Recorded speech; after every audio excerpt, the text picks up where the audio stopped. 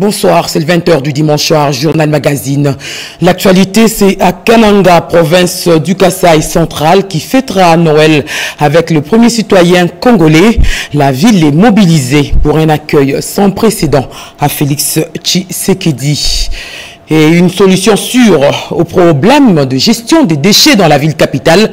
L'hôtel de ville du Kinshasa peut désormais disposer du centre technique d'enfouissement d'Mpassa, certainement un élément essentiel qui va booster l'opération Kin Bopeto.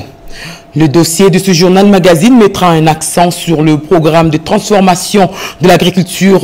Le fonds social qui chapeaute le programme, bien entendu, vient ici avec des solutions innovantes. Madame, Messieurs, merci de nous suivre. Nous ouvrons avec la partie actualité de ce magazine.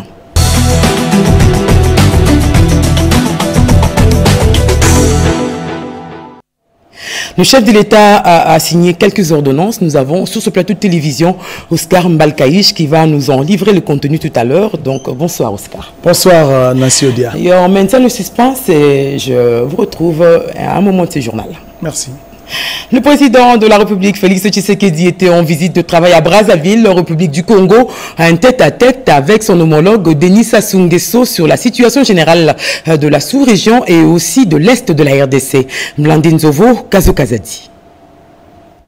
Le majestueux fleuve Congo, une voie navigable majeure desservant les deux capitales les plus rapprochées au monde, a accueilli ce samedi le bateau Majestic River avec à son bord le président de la République Félix Antoine Tshisekedi Tshilombo. Direction Brazzaville, capitale de la République sœur du Congo, pour une visite de travail de quelques heures. C'est sur le coup de 12h30 que le président de la République est arrivé à Brazzaville.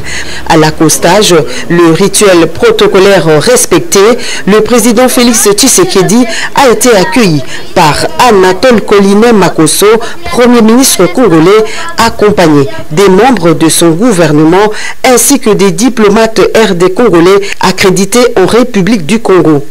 Après, le cortège a pris la direction du palais présidentiel où l'attendait son homologue, le président Denis Sassou Nguesso.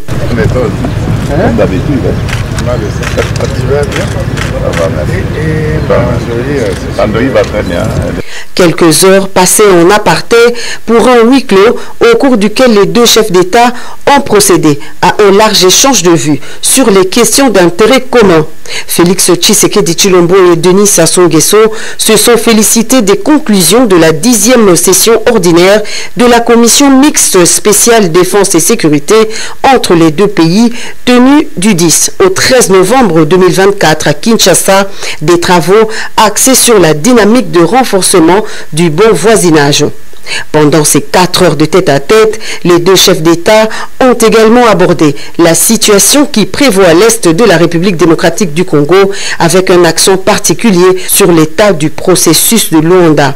À ce sujet, le président Denis Sassou Nguesso a réitéré son soutien aux efforts de médiation du président angolais João Lourenço. En outre, il a exhorté les parties à poursuivre et à privilégier les négociations en cours, une des voies dans la résolution des conflits. Deux préoccupations de la presse des deux pays soumises aux deux chefs d'État. La construction sur le fleuve Congo d'un pont route-rail devant relier Brazzaville et Kinshasa. Le président Félix Antoine Tshisekedi Tshilombo rassure. Tout va bien, le projet se porte bien. J'ai eu le temps de m'en enquérir auprès du ministre concerné, Jean-Jacques Bouya, qui m'a mis à la page.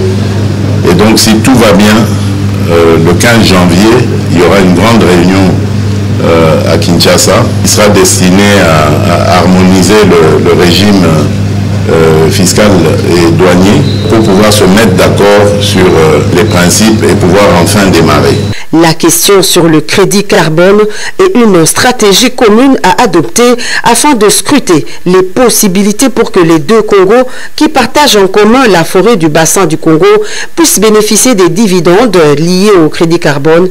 Le président Sassou Nguesso répond. Et vous savez que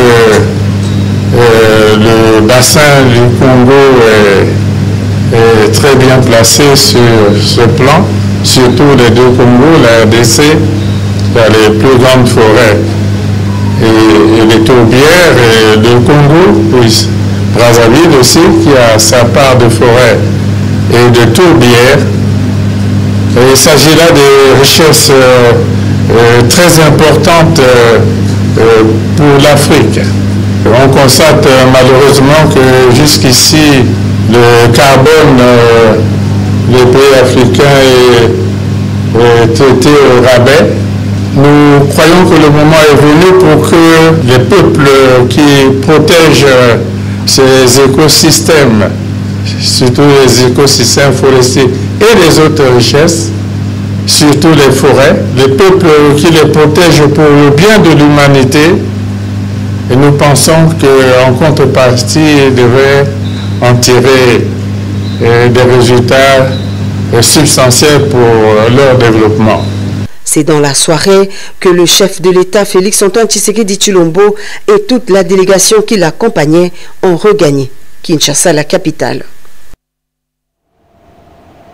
Et en sa qualité de la plus haute autorité de l'Union sacrée, le président de la République a réuni tous les membres de sa famille politique.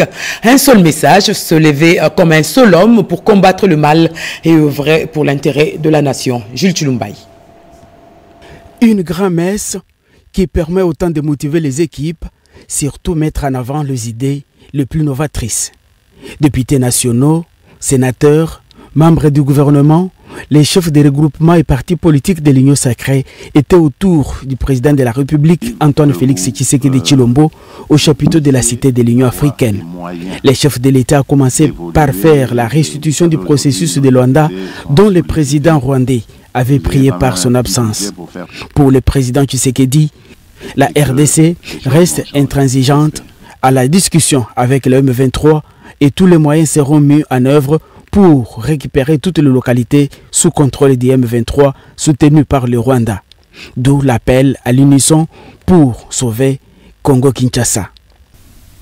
En créant cette union sacrée, ma vision était que l'union sacrée n'allait pas d'abord dans un premier temps se comporter comme tout ce qu'on a vu comme regroupement politique avant cela dans l'histoire de notre pays.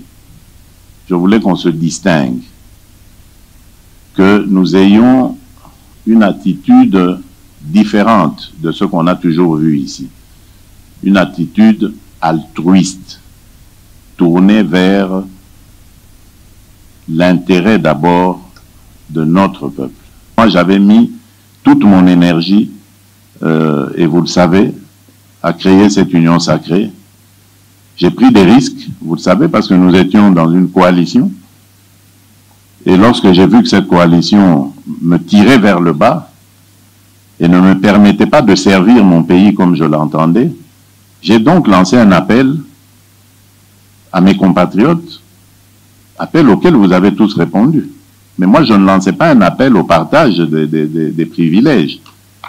Je lançais un appel à construire ensemble ce pays. La plus haute autorité politique de l'Union sacrée a demandé à tous de se doter d'une nouvelle mentalité afin de répondre aux attentes du peuple. Félix Antoine Tshisekedi a appelé à bannir les antivaleurs et à se réengager aux valeurs pour lesquelles l'Union sacrée a été créée, à savoir le peuple d'abord. Et Kananga s'apprête à accueillir le chef de l'État congolais dans les prochaines heures. Il va visiblement fêter Noël sur place. Ce dimanche, la mobilisation a été totale pour l'accueil des délégations gouvernementales venues de Kinshasa. Guilain Kabalundi, Mika Lusaka. Le soleil était à son zénith ce dimanche 22 décembre à Kananga, ville qui s'apprête à accueillir les institutions du pays. L'ambiance en début d'après-midi est montée d'un cran à l'aéroport du chef-lieu du Kasaï central. Banderole, calicot, effigie des partis politiques de l'Union sacrée de la nation, arborés pour souhaiter la bienvenue aux premiers citoyens du pays très attendus par la population en cette période de fête. C'est quelque chose qui nous fait du bien de voir les nôtres revenir toujours vers nous pour fêter ensemble avec nous. C'est pendant les festivités que la famille se met ensemble pour discuter de certains problèmes. Comme il vient chez nous, nous allons parler avec lui et fêter ensemble. Et nous entendons parler du changement de la Constitution. Nous soutenons cette initiative.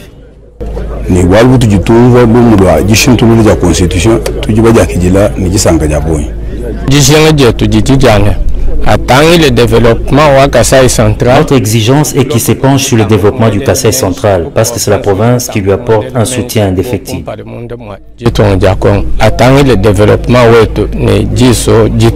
Nous arrivons à quelques heures de l'arrivée de son Excellence Félix Antoine Tshisekedi Tshilombo, président de la République, chef de l'État et haute autorité politique de l'Union sacrée de la Nation. Nous précédons en fait le chef de notre famille politique. Tout ce que je vais demander à la population de Kananga, du Kasaï central, du Grand Kasaï dans l'ensemble, je pense au Sankourou, je pense au Lomami, je pense au Kasaï, je pense au Kasaï oriental, c'est de réserver un accueil délirant au chef de l'État, notre président de la République.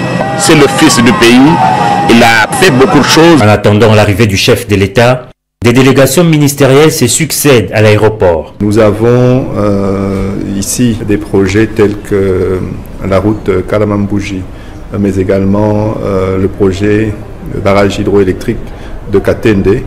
Donc ce sont des points sur lesquels le chef reviendra pour rassurer les populations. Le décor d'une communion parfaite entre le chef de l'État et les centres kassaïens est donc bien planté à quelques heures de l'entame d'une mission d'itinérance que devra effectuer le président de la République dans cette partie de la République démocratique du Congo. Et à Kananga, le premier vice-président de l'Assemblée nationale, Isaac Jean-Claude Tshilombo, mobilise à fond pour la réussite de l'accueil réservé aux premiers citoyens congolais. Regardez. La province du Kasaï central s'apprête à accueillir le président de la République Félix Antoine Tshisekedi Tshilombo en début de la semaine prochaine. En avant-garde de cet événement historique, le premier vice-président de l'Assemblée nationale, le professeur Isaac Jean-Claude Tshilombo Moussaou, a foulé les sols de Kananga pour la première fois depuis son élection à ce prestigieux poste à l'Assemblée nationale. À sa descente d'avion, Isaac Jean-Claude Tshilombo Moussaou a été accueilli par une foule enthousiaste composé de députés nationaux, des cadres et militants de l'Union pour la démocratie et les progrès sociaux UDPS, des officiels, des membres d'associations locales soutenant sa vision politique, ainsi que les représentants des mouvements et associations de l'Union sacrée. Les cortèges ovationné tout au long de son parcours s'est dirigé vers la permanence du parti présidentiel pour une rencontre avec le militant. Le premier vice-président de l'Assemblée nationale a exhorté la population du Kasaï central à faire confiance au président, lequel agit différemment de ses prédécesseurs avec des actions concrètes et rapides. Il a assemblé au Tshisekedi dans une démonstration pour les avancées réalisées. Il a une massive et festive pour accueillir le chef de l'État. Oscar Mbalkaïj, c'est maintenant le moment de nous livrer les contenus de ces ordonnances que le chef de l'État a prises. Nous allons commencer par la loi des finances numéro 24/011 du 20 décembre 2024 pour l'exercice 2025. Une loi des finances étalée sur 93 articles.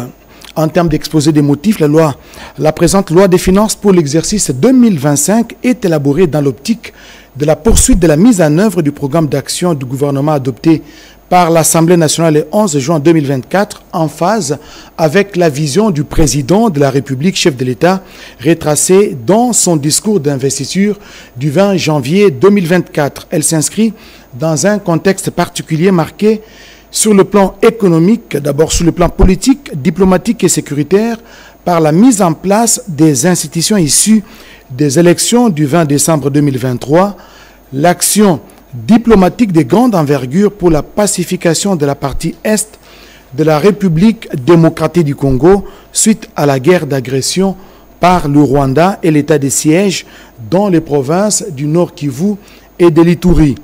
Sur le plan social, sanitaire et humanitaire, par la poursuite de la gratuité de l'enseignement primaire, la poursuite de la mise en œuvre de la couverture santé universelle à travers l'extension en province de la gratuité des accouchements et de la prise en charge des consultations prénatales, postnatales et néonatales, la résurgence de l'épidémie du virus à variole du singe Mpox et la situation humanitaire préoccupante à l'est du pays. Sur le plan économique et financier, par la poursuite de la mise en œuvre du programme de développement local à la base de 145 territoires et les renforcements des mesures pour contenir l'inflation et stabiliser les francs congolais, ainsi que par la perspective d'un nouveau programme triennal avec le Fonds monétaire international FMI permettant d'accéder au financement du Fonds de résilience et de durabilité. La loi des finances pour l'exercice 2025 repose sur les principaux indicateurs macroéconomiques suivants. Taux de croissance du PIB, 5,7%. Déflateur du PIB, 11,8%. Taux d'inflation moyen, 10,3%. Taux d'inflation fin période, 9,2%. Taux de croissance mine, 5,3%. Taux d'échange moyen, 2954,4 francs congolais pour 1 dollar. Taux d'échange fin période, 2976,6 francs congolais pour 1 dollar américain. PIB réel, 18 000 milliards de francs congolais. PIB normal, plus de 213 000 milliards de francs congolais. Le budget du pouvoir central pour l'exercice 2025 est présenté un équilibre en recettes tout comme en dépenses à plus de 51 000 milliards de francs congolais, soit un taux d'accroissement de 25,8% par rapport au niveau de la loi des finances initiale de l'exercice 2024, chiffré à plus de 40 000 milliards de francs congolais. Article 92. Toutes les dispositions antérieures contraires à la présente loi sont abrogées. Article 93. La présente loi entre en vigueur à la date du 1er janvier 2025.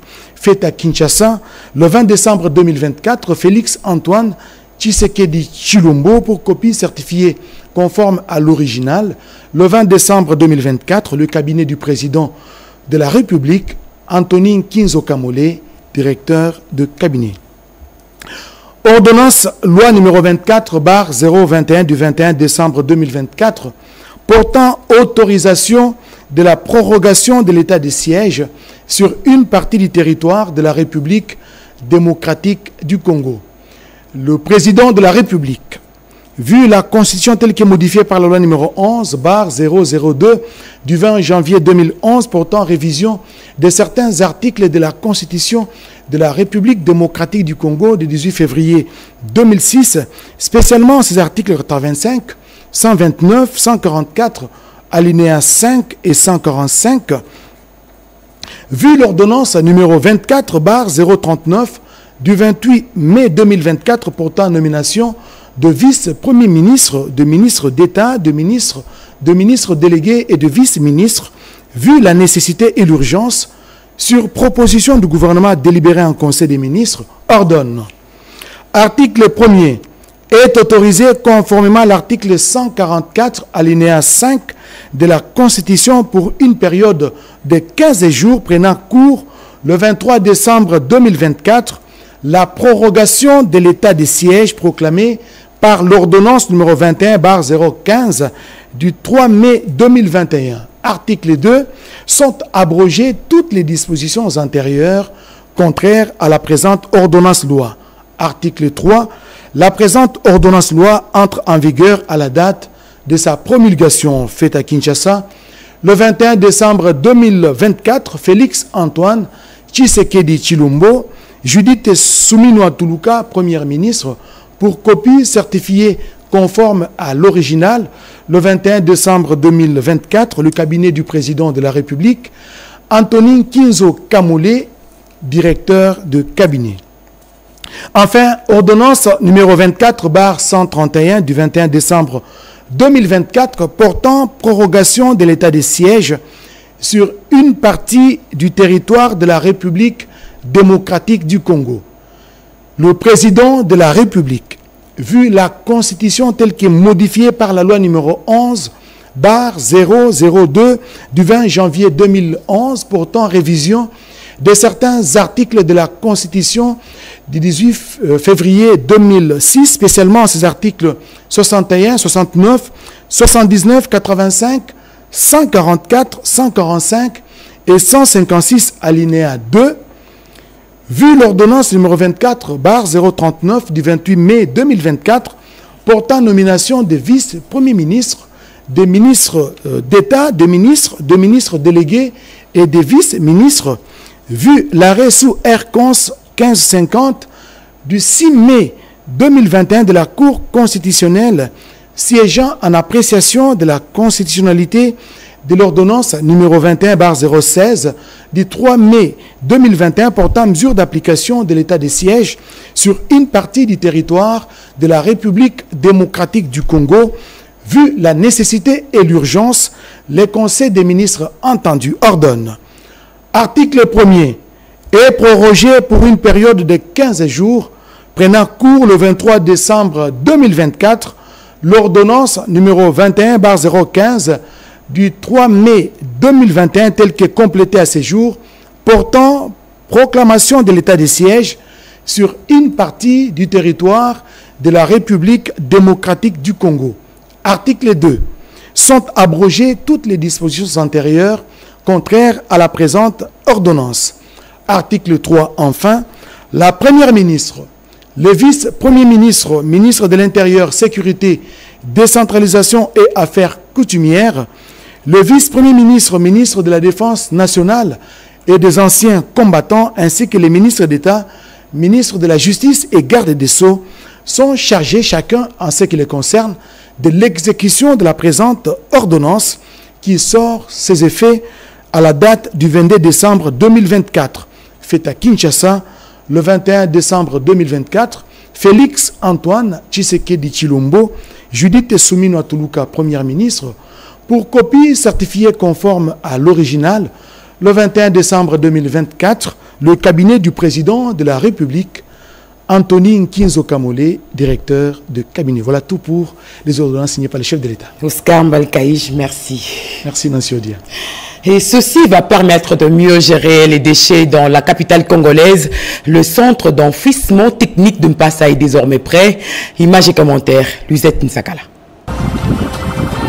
C'est peut-être une lueur d'espoir dans la gestion des déchets, mieux dans l'assainissement de la ville-province Kinshasa.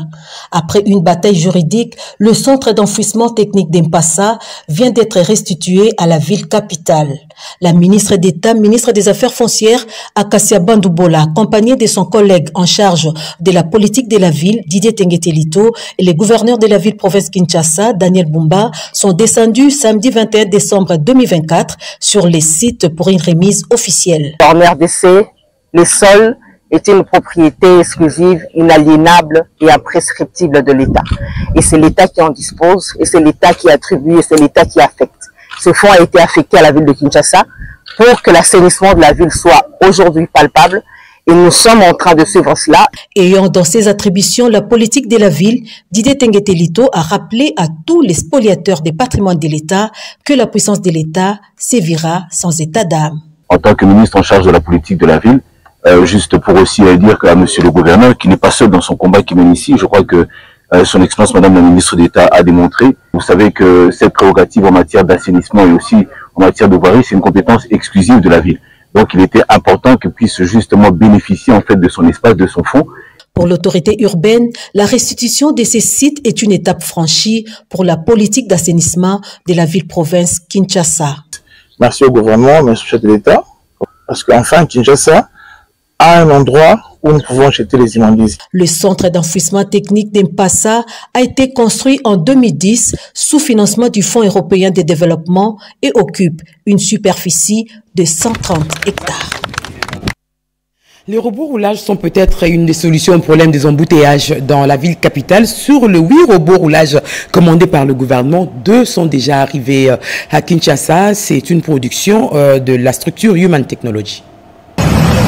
Elle a toujours été prompte à servir son pays. Thérèse Kirongozi Isaï, DG de Women Technology, vient encore de frapper fort en vue de décongestionner les avenues de la commune de la Gombe pour rendre la circulation fluide. Cette dernière a mis le boucher double en installant 2 robots roulages sur l'avenue de la Justice, dans les encablures du collège Boboto et éventuellement sur Batetela, toujours à Gombe. Ces robots ont une fonctionnalité illimitée. Le robot va atténuer les embouteillages parce que vous savez que ce n'est pas seulement le fait de signalisation ou les robots qui vont finir les embouteillages, parce que l'embouteillage, C'est une problématique très complexe. Et puis aussi, nous les usagers de la route, on arrive à respecter ce que les agents de roulage ou quand le fait nous dit de s'arrêter, il faut aussi qu'on s'arrête. C'est une commande que le gouvernement national nous a permis de faire 8 robots pour installer d'abord dans la ville de Kinshasa pour atténuer les embouteillages. Nous demandons au gouvernement de nous encourager. Signalons que Thérèse Kirongozi a interpellé les populations et les usagers de la route de respecter cette régulation exécutée par cette intelligence artificielle pour le bien-être de tous. C'est vrai que j'ai déjà entendu parler de cette brave dame. J'ai vu le travail énorme qu'elle est en train d'abattre. Regardez vous-même. À peine installé le robot roulage, la circulation est devenue très fluide. Je demande au gouvernement de la soutenir financièrement pour qu'elle puisse trouver des solutions rapides aux problèmes d'embouteillage. Innovation dans le transport scolaire, TAC Kelasi Perspective pour un service de qualité et sécurisé. C'est l'application présentée aux parents d'élèves par le staff dirigeant des Transacademia. Rekin Djuziloya.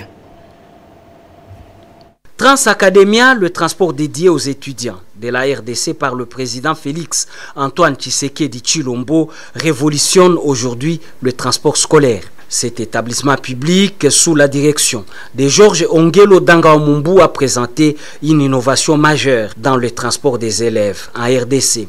C'était lors d'une rencontre interactive organisée à l'Institut supérieur pédagogique ISP Gombe.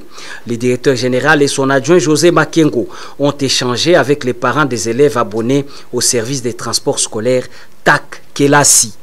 L'événement a été marqué par le lancement officiel d'une nouvelle application mobile visant à renforcer la sécurité et l'efficacité du transport scolaire.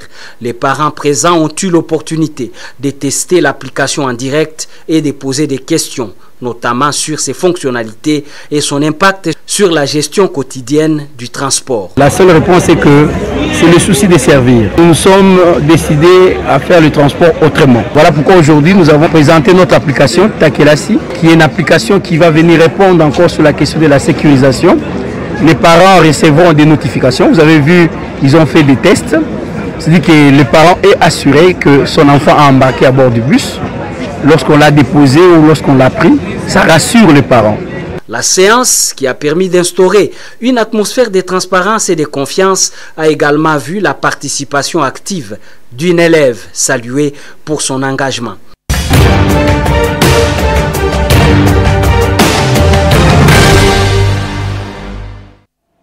Et dans la semaine du président, on retient entre autres l'inauguration officielle de la nouvelle compagnie d'aviation Air Congo. Sélection de Kibambe Somoïsa.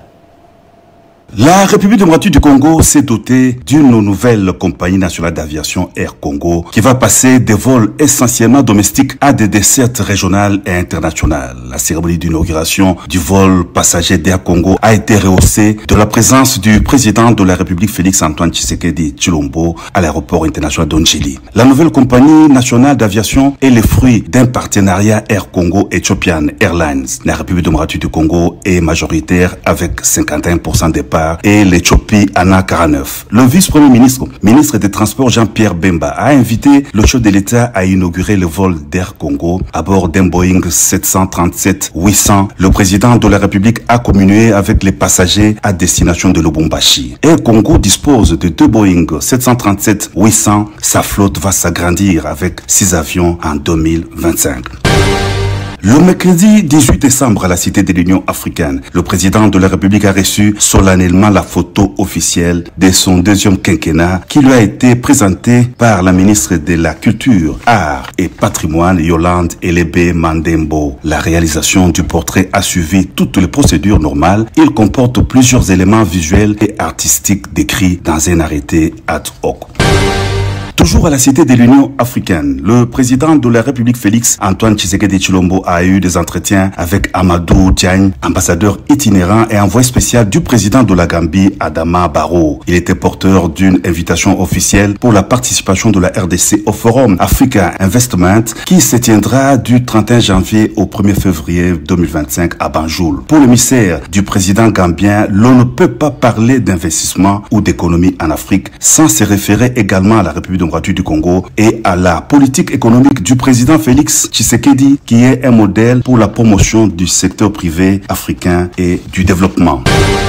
Et puis, le chef de l'État, Félix-Antoine Tshisekedi Tshilombo, a présidé à la Cité de l'Union africaine une réunion d'évaluation du programme sino-congolais avec les responsables du groupement d'entreprises chinoises. Il a été question de faire le point sur les chantiers de construction des infrastructures dans le cadre du programme sino-congolais. Le directeur général de l'agence de pilotage, coordination et suivi des conventions, des collaborations a indiqué que la séance de travail a permis de faire des réglages nécessaires dans les buts d'accélérer des projets qui ont déjà été entamés et de trouver des mécanismes efficaces pour ces projets très importants de l'action du président de la République.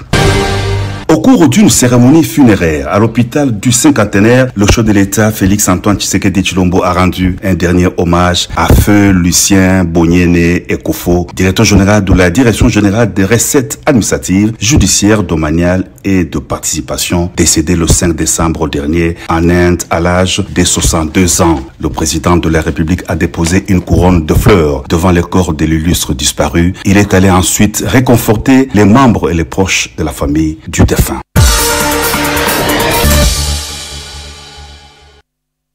La semaine en 5 parle aussi des relations diplomatiques assez tendues entre la RDC et l'Ouganda, ainsi que des grands moments d'actualité de la semaine. La semaine qui s'est achevée était riche en événements. En voici le résumé. Le recueil des arrêts de la Cour constitutionnelle a été porté sur le fonds baptismaux par la présidente de la Haute Cour de justice béninoise. La cérémonie a eu lieu au Fleuve Congo Hotel. Le colloque international de l'Association africaine des hautes juridictions francophones s'est ouvert à Kinshasa autour du thème « Bilan de la contribution de justice au renforcement de la démocratie en Afrique francophone ». La directeure de cabinet adjointe du chef de l'État a ouvert les travaux pendant lesquels une motion de soutien au président de la République a été lue. Devant les diplomates en poste à Kinshasa, la ministre d'État, ministre des Affaires étrangères, coopération internationale et francophonie n'a laissé aucune zone d'ombre sur le processus de Luanda. Dans sa communication, elle a rappelé la ligne directrice de Kinshasa et à cause des propos controversés de son chef d'état-major général, l'Ouganda met en mal la sérénité dans ses relations avec la République démocratique du Congo. Le chargé d'affaires en poste à Kinshasa a été convoqué par la chef de la diplomatie congolaise pour clarification. 48 heures seulement après les élections des députés nationaux et provinciaux de Massimani Mayakoma, la CENI a procédé à la publication des résultats provisoires de ces opérations de vote dans les 2 circonscriptions électorales. Les Kouloun a jugé en procédure de flagrance et en audience foraine sur l'espace du district de la police de Funa ont été condamnés, certains à des peines capitales pour association de malfaiteurs et d'autres ayant bénéficié de circonstances atténuantes pour avoir collaboré avec la justice. 38 000 km de routes et dessertes agricoles pour 2025 est faisable et nous allons le faire. Le ministre d'État, ministre de Développement rural, l'a affirmé aux côtés de son collègue de l'agriculture reçu au briefing par le ministre de la Communication et Médias. Le Parlement tient son membre à la Cour constitutionnelle. Le Congrès l'a désigné et c'est Aristide Kaindo Nguru. Il fera partie du trio à nommer par le président de la République en remplacement de ceux arrivés fin mandat à la Cour constitutionnelle. Pour terminer, pour sa 46e édition, la Foire internationale de Kinshasa a ouvert ses portes samedi 21 décembre au cours d'une rencontre avec les parties prenantes. Le directeur général de la FICIN en a fait une grande annonce.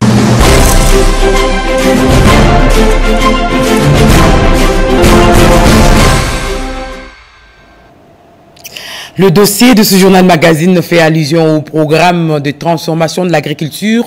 Le Fonds social qui le chapeaute vient ici avec des solutions innovantes. Yvette Makoutima. Comment réduire la facture d'importation de 60% de produits agricoles? Par la revanche du sol sur les sous-sols, comme le veut les chefs de l'État, mais pas avec un taux de rendement de plus faible par hectare.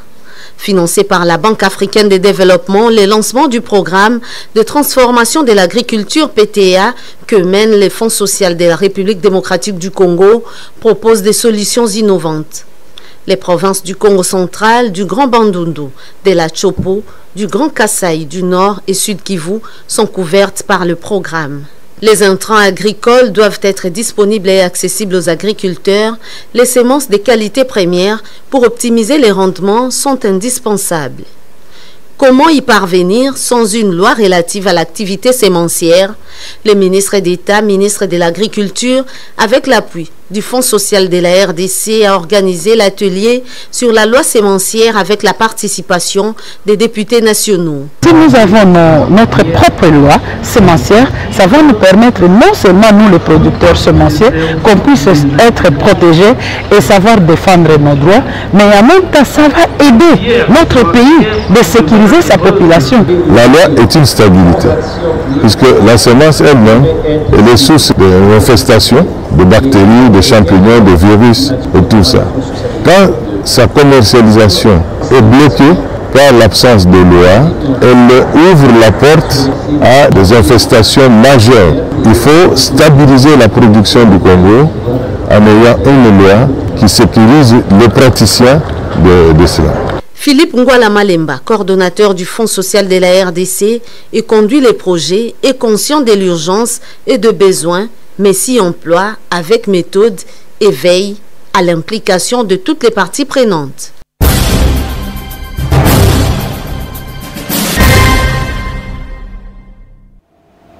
Le programme de transformation de l'agriculture, la loi sémencière et l'instauration des cantines communautaires, ce sont des initiatives du chef de l'État congolais Félix Tshisekedi, on en parle encore.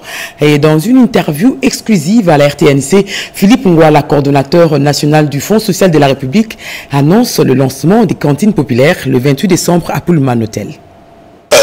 Bon, écoutez, je voudrais d'abord vous remercier pour cette opportunité que vous me donnez d'échanger autour du programme de transformation de l'agriculture. De prime abord, je vous dirais que c'est une initiative du président de la République, son Excellence Félix Antoine Tshisekedi Tshilombo. Et en tant que programme, le Fonds social joue le rôle d'agence d'exécution. Et il travaille en partenariat avec le ministère de l'Agriculture parce que c'est un programme transversal. Vous avez entendu agriculture, transformation de l'agriculture dedans. Mais c'est un programme à caractère tout à fait transversal qui comprend plusieurs secteurs. Au-delà du secteur de l'agriculture, il y a les secteurs également du commerce, il y a les secteurs du développement des compétences et des métiers, donc formation professionnelle et métiers. Il y a également les secteurs de la gouvernance. La gouvernance, c'est-à-dire toutes les réformes qui peuvent impulser ces secteurs. Les secrets et la clé de la transformation agricole se trouvent dans la semence. Or, la semence, les gens ont ici, on a vu que on a l'habitude de la considérer comme un intrant. Au point où, lorsque les gens vont acheter des semences, c'est parfois des semences qui ne sont pas de qualité, des simples graines, alors que la semence, c'est toute une technologie. Étant une technologie, le ministère de l'Agriculture, évidemment, porté par un des honorables députés, veulent mener des actions qui permettent à répondre aux attentes de toute la population. Ces attentes consistent à protéger la semence, à en faire une activité protégée par une loi pour impulser les secteurs privés qui s'intéressent à la semence. Aujourd'hui, si vous regardez très bien comment se comporte le marché, on remarque que certains produits de première nécessité coûtent les doubles, les triples du prix par rapport à l'extérieur, à d'autres pays. Et parfois, c'est des produits qui ne sont pas de bonne qualité. Le président de la République a promis à sa population de travailler pour l'amélioration du pouvoir d'achat, mais également de lutter contre l'insécurité alimentaire. Le Fonds social de la République démocratique du Congo a donc reçu ce mandat de mettre en place, entre autres, un réseau de cantines, c'est-à-dire des points de distribution, dans lesquels les produits alimentaires, de manière générale, produits de première nécessité, c'est souvent des vivres, vont être rendus disponibles pour que les populations à faible revenu y accèdent à un prix fixé. Pour l'instant, nous sommes en train de faire venir 16 000 tonnes pour un essai. 1500 tonnes vont arriver avant la bonne année ici. Nous avons tout un entrepôt d'une capacité de 20 000 tonnes que nous venons de réhabiliter et mettre aux normes des standards qu'il faut à ONAPAC. Les gens peuvent aller visiter. Et donc nous allons lancer ces projets de cantines communautaires.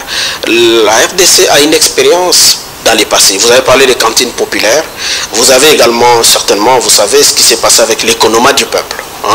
Nous, quand on grandissait, on connaissait l'économat du peuple.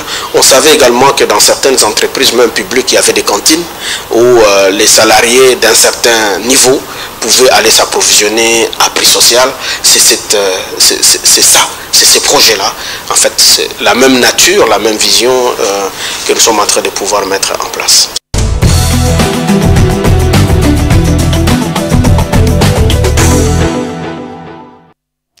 Et dans la suite de l'actualité, nous avons cet élément de dernière minute qui vient de tomber sur notre desk. La première ministre vient de clôturer sa visite en Kamba, terre sainte dans le Congo central. Judith Souminois a prié avec ses fidèles en faveur de la paix à l'est de la RDC. Chimène Dondo, je coupe. La première ministre Judith Souminois a véritablement partagé l'âme de croyants kimbanguistes ce dimanche 22 décembre 2024 en Kamba. Sa participation au culte dominical kimbanguiste a été bien plus qu'un simple acte symbolique. Elle a marqué la conclusion de sa visite à la Nouvelle-Jérusalem avant de regagner Kinshasa et a insufflé une nouvelle énergie à cette communauté spirituelle. Au cours de sa brève prédication, sa divinité Simon Kimbangu Kiangani a encouragé le fidèle à garder foi en Dieu face aux défis qui les attendent. Il a appelé chacun d'eux à s'investir activement dans le développement de leur patrie. Tout ce que je te demande, c'est de prier sans cesse pour moi afin que Dieu guide mes pas à jamais. C'est de garder dans vos prières tous les dirigeants de notre pays et en particulier le premier d'entre nous que j'ai cité, son Excellence M. Félix Antoine Tshisekedi Tshilombo, chef de l'État, qui vous demande de ne jamais cesser de prier pour notre pays et pour nos vaillants militaires, nos vaillants soldats des forces armées de la République démocratique du Congo qui défendent la patrie contre nos ennemis. Je voudrais aussi vous demander une chose pour nos frères, nos soeurs, nos enfants qui sont confrontés à la guerre à l'est du pays, pour ceux qui sont confrontés à des conflits, pour ceux qui font face à des catastrophes naturelles, de prier pour la paix en République démocratique du Congo et pour le bien-être de toute la population congolaise. Un message qui a résonné profondément dans les cœurs de fidèles. La présence de la chef du gouvernement a été un véritable réconfort pour la communauté kimbanguiste, renforçant leur conviction et leur unité dans la diversité. Judith Souminois Toulouka a pris le temps d'explorer le site où la carte d'Afrique est apparue en Kamba le 3 février 1989, ainsi que le musée national qui retrace avec passion la vie et l'œuvre de Simon Kimbangu. Ces visites ont enrichi son engagement envers les valeurs et l'histoire de cette communauté, témoignant de son respect et de son admiration pour leur héritage spirituel. La visite de la chef de l'exécutif central en Kamba, affectueusement surnommée Nouvelle-Jérusalem, s'inscrit dans le cadre de courtoisie et de fraternité avec le représentant légal de l'église kimbanguiste, Simon Kimbangu Kiangani, ainsi qu'avec tous les membres de cette communauté internationale. C'est un geste fort qui illustre son dévouement à unir le cœur et à bâtir un avenir radieux pour tous les Congolais. Elle est une femme d'affaires et surtout une femme politique bien connue en République démocratique du Congo. Catherine Zuzouambombo a eu droit à une messe d'action de grâce pour son 80e anniversaire. À 80 ans, le parcours de Madame Catherine Nzuju Ambombo a été remarquable sur le plan des affaires et de la politique. De par son expérience à la territoriale, elle a laissé des empreintes indélébiles, comme au Congo central et ailleurs où elle fut gouverneur de province. Dans son homélie, l'abbé Joseph Lukelu a vanté les qualités exceptionnelles de Madame Catherine Nzuju Ambombo, qui a traversé les époques avec grâce, détermination et force, laissant une empreinte indélébile dans les cœurs et les esprits de ses proches, des membres de sa famille, ses amis et des compatriotes. Sa vie, en tant que personnage politique et femme entrepreneur, est un témoignage vibrant des valeurs comme l'amour, le partage, la persévérance, la rigueur et la loyauté. Ses nombreux enfants et petits-fils lui ont témoigné sa gratitude, ainsi que d'autres convives. Madame Catherine Nzuju Ambombo a inspiré toute une génération de jeunes entrepreneurs. Beaucoup vont s'abriter auprès d'elle pour recevoir conseils et autres directives pour la bonne marche des affaires et de la conduite de la gestion de la Res Publica. Fin de ce journal, réalisation Yolande Voka, coordination éditoriale de Ridis Kitutu. À 23h, Bobo Anan Mokondi présentera la dernière édition de la journée. Madame, Messieurs, bon début de semaine à tous et surtout bonne suite des programmes en compagnie de la Radio-Télévision nationale congolaise.